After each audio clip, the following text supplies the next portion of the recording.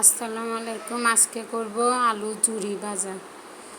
প্রথমে আলুগুলো আমি চামড়া চুলে সুন্দর করে সালাদ মেশিন দিয়ে একটু মোটা সাইজ করে কেটে নিয়েছি। আপনারা ভালো বটকির সাহায্যে কুচি কুচি করে নিতে পারবেন।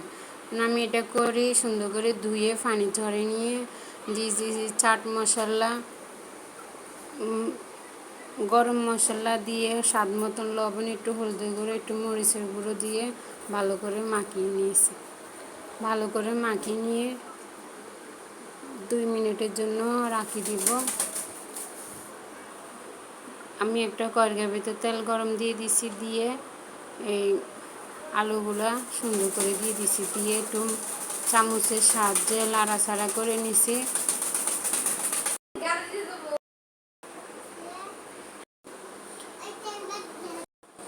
ভালো করে ভাজিয়ে নিয়েছি, একটু উল্টে পাল্টে নাড়াচাড়া করে নিয়েছি।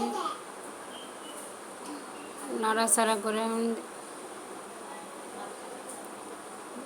অনেকটা কালার করে নিয়েছি। নিয়ে আপনারা 1 মাস ডিব্বা ভরে রেখে খাইতে